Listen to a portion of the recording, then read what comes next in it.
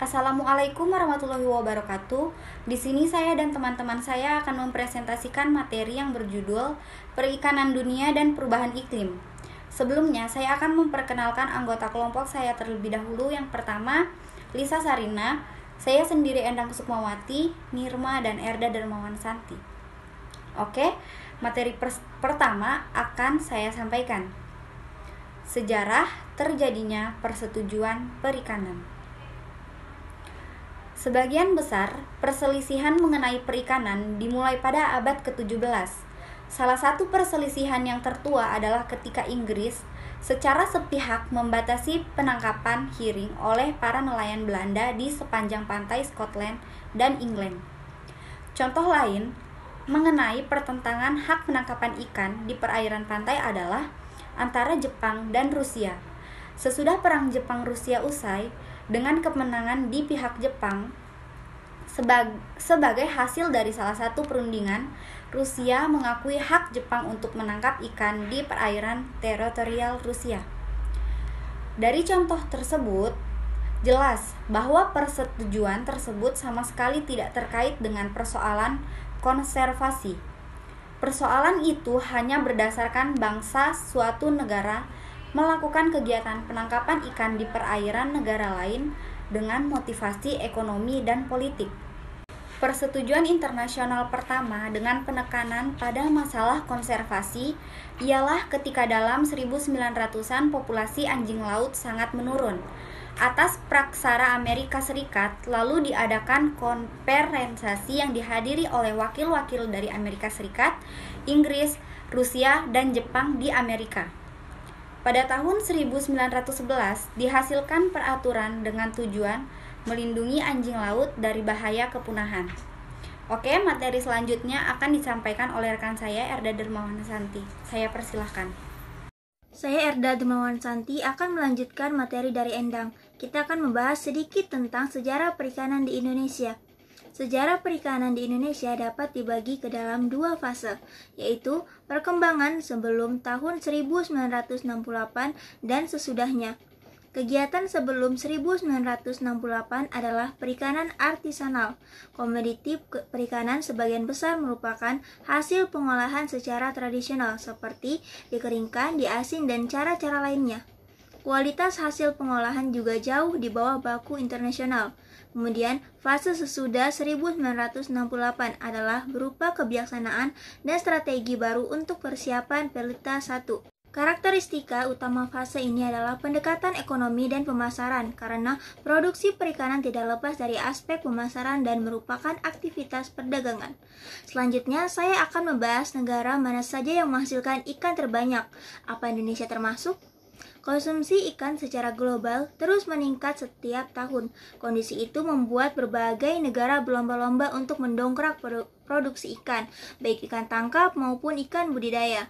Berikut ini 5 negara yang menghasilkan ikan terbesar di dunia yang dirangkum India Stop. Yang kelima ada Amerika Serikat. Amerika Serikat adalah negara maju yang unggul dalam berbagai komoditas, termasuk perikanan. Negeri Paman Sam ini mempunyai zona akuatik terbesar di dunia, hingga 11,4 juta meter persegi. Yang keempat ada Peru. Peru selalu menempati posisi teratas di sektor perikanan sejak 1960. Namun level produksi ikan di negara tersebut mulai turun belakangan ini karena aktivitas penangkapan ikan yang berlebihan, sehingga menyebabkan sebagian spesies ikan punah.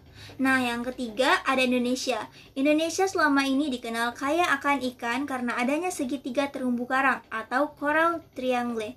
Hal ini membuat Indonesia menjadi rumah bagi sekitar 1.650 spesies hewan akuatik. Indonesia bahkan melompat ke posisi kedua jika hanya memperhitungkan perikanan tangkap.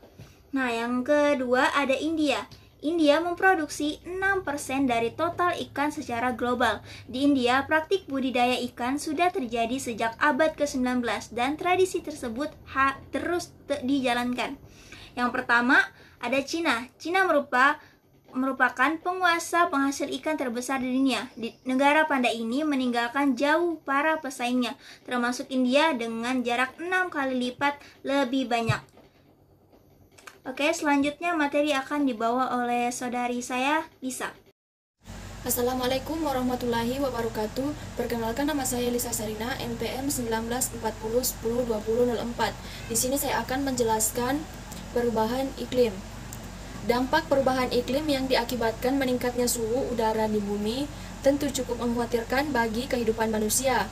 Selama 50 tahun terakhir, suhu atmosfer bumi dan konsentrasi CO2 terus meningkat. Untuk secara langsung, kondisi ini juga menaikkan suhu bumi termasuk komponen akuatik, yaitu sungai, danau, dan laut. Dampak naiknya suhu air laut memberikan pengaruh yang sangat kompleks terhadap berbagai aspek lautan termasuk perikanan.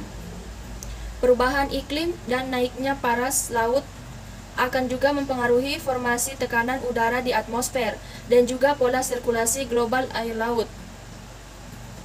ENSO atau lebih dikenal dengan istilah El Nino didefinisikan sebagai fenomena interaksi global laut atmosfer.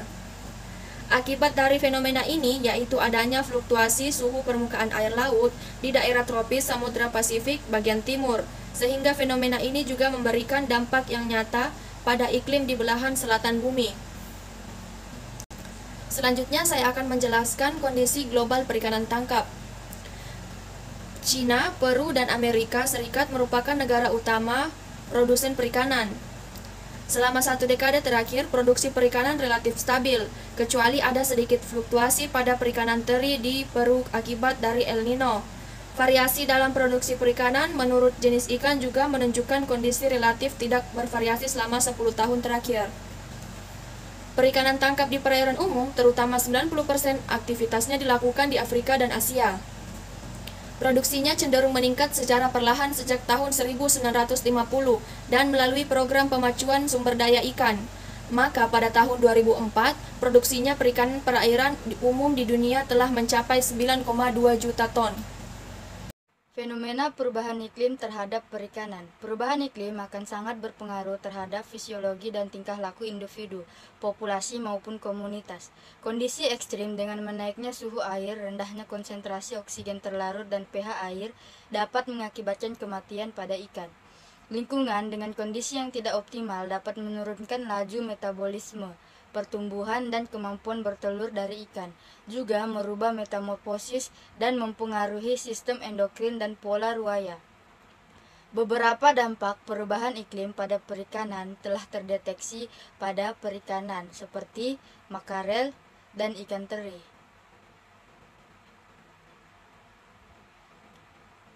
Sistem pelagis di laut sangat rentan terhadap perubahan cuaca. Sebagai contoh adalah perubahan suhu laut yang diakibatkan variasi The North Atlantic Oscillation atau NAO dikaitkan dengan fluktuasi rekrutmen ikan cod atau Gadus morua dan pergantian habitat di lepas pantai Labrador dan Newfoundland. Di pantai barat Kanada dan Alaska, terutama di Teluk Alaska, memperlihatkan suhu yang meningkat dan salinitas yang menurun. Hasilnya, lapisan mixed yang dangkal mengakibatkan menurun pasokan unsur hara sehingga mempengaruhi tingkat produksi primer dan perubahan jaringan makanan.